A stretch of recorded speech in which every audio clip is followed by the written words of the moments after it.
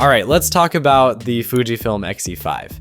At first glance, it totally nails that timeless Fuji look, but with a few changes that actually matter. The grip, for one, is finally more substantial. No more feeling like your fingers are about to slip off. Whether you're using a tiny prime or slapping on something heavier, this thing just feels better in hand, and it weighs around 445 grams with the battery and SD card in. Some might feel that's a bit hefty for a compact body, but that extra weight's coming from all the improved internals. The IBIS, upgraded sensor, better cooling, and that beefier grip. It's a trade-off for a much more capable camera in the same sleek form. Now, we haven't gotten a full top corner or rear view yet, which is kind of killing us because that's where the real layout story lives. We want to see button placement and that tilting screen setup. So far it's promising, but we're still waiting on that one shot that really seals the deal. Inside, you're getting Fuji's 40.2 megapixels X-Trans CMOS 5 HR sensor, same beast as in the X-T5 and X-H2, and yep, it even supports the digital teleconverter option for quick 1.4x and 2x zoom without changing lenses. Focus bracketing is way more flexible now too. Low light performance, excellent. Detail retention, even in compressed RAW, it will hold up crazy well. And while it looks like a street shooter's dream, don't sleep on the video chops. 6.2K at 30p, 4K 60, DCI 4K, and even 240 FPS in Full HD, plus F-Log 2, 24-bit audio through a mic jack, and a body that's ready to keep up with creators. It may not be a cinema cam, but it's got enough pro-level features to pull off serious content work. And port-wise, it's well equipped. There's a 3.5mm mic jack, USB-C, and even a micro HDMI Type D, so whether you're recording, streaming, or offloading footage, you're set. That film simulation dial, well, it's been added. You've got access to all 20 film sims. Rela, Ace, Classic Neg, Eterna, Acros. It's like having Fuji's entire color science lab in your hand. And yep, there's a dedicated shutter speed dial, exposure comp, and that lovely MCS switch is back too, so you're not diving into menus mid-shoot. Autofocus?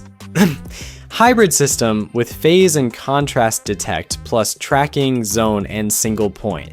And if you pair it with something fast like the XF50mm f1.0, it'll focus in pitch black, literally down to -7.0 EV. That's borderline night vision, and if you like burst shooting, this thing moves up to 20 frames per second with the electronic shutter, cropped, and 8 FPS mechanical.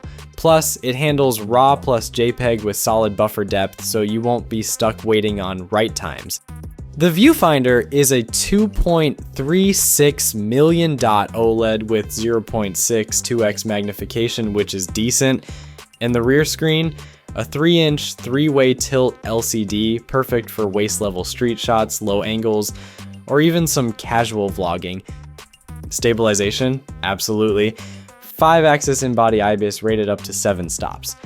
Throw in digital IS and IS boost for video, and you've got footage smooth enough to fake a gimbal. Battery life is rated at around 310 shots in standard mode, 400 in economy. Video-wise, expect around 70 minutes of 6.2K or 4K before it needs a recharge, depending on the temps. And while it supports SD, SDHC, and SDXC up to V90 speeds, there's no weather sealing and no dedicated ISO dial like on the X-T5, but if you're fine adjusting ISO digitally or through the Q menu, it's not a deal breaker. So yeah, this is Fuji blending analog charm with next-gen guts. The X-E5 looks the part, but more importantly, it performs like a camera from the future.